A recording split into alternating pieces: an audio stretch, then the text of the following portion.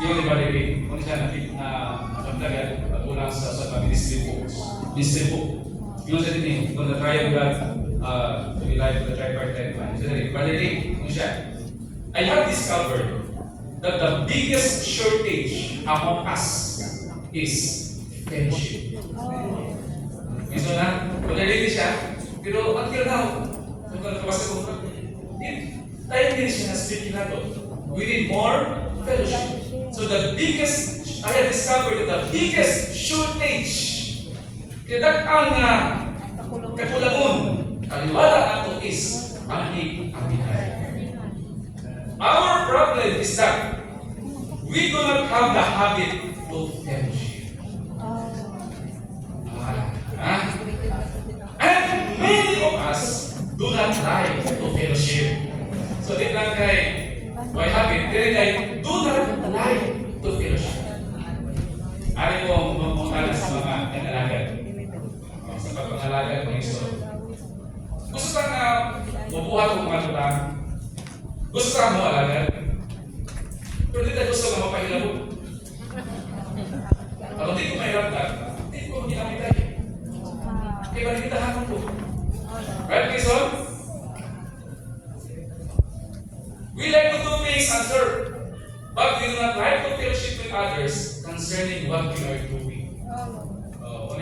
Lord, sa pagkakini mo iso, saan ito, itong bulog na kinayaba. Saan ito, taguan, ako trabaho. Ito taguan. No? Kaya, mas may pagkakuran din sa amin, bulog, uli ko. Dali pa makunan. Diyan, pagkatuloy-tuloy dahil, namuk mo. Namuk mo niya, mga ison, kadolid mga ison, nagkayon. Dahil paglahin ng mga ison.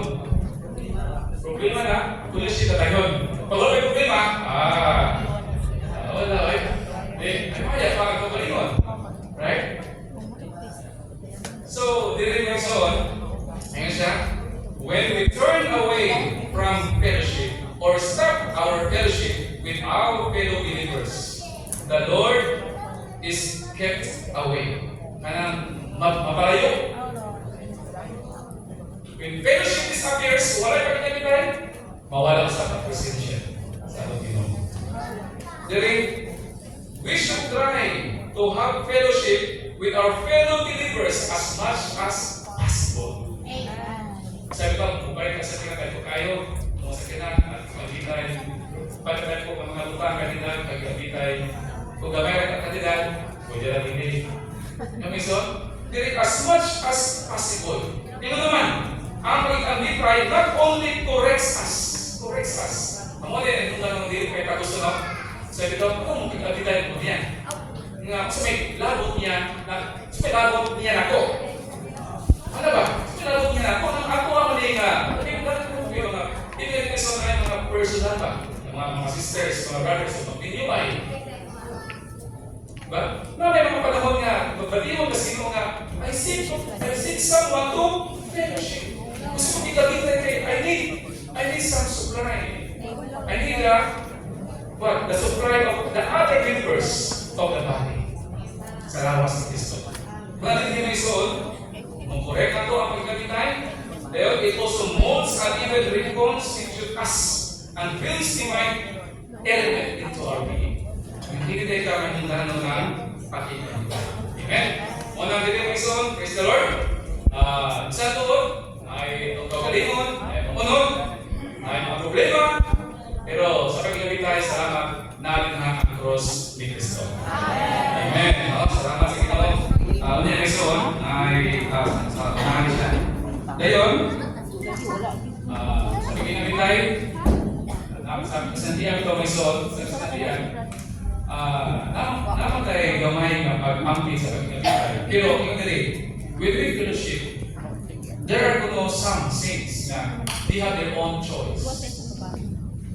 They have their own preference. At ito kung ikakita ni Brother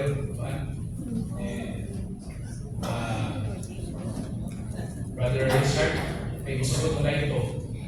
Dili ko ito yung isa. Dili ko, kalipat ko. Hangin ko dito. Kalipat ito. Yung mga hindi mo, kung tayo, pumili na sa, hindi mo pumili sa ulo.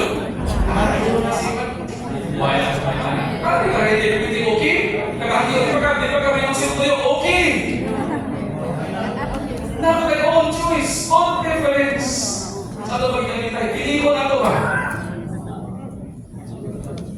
Kami mga pwede people rin. Isa na yung si istorya mo. Kanang communication with God. Ilang mga friends. Ilang mga communication nila. Kaya ilang ibabit na, parihan na. Tapi pag isubot nga, tapos na rin po, sa lang isod, nakita sa sanahan. Nakabantay na rin yung fellowship, kung hindi ka kabantay ng isod, mahog na natural affection. Amen. No? Kunyan siya, kunyan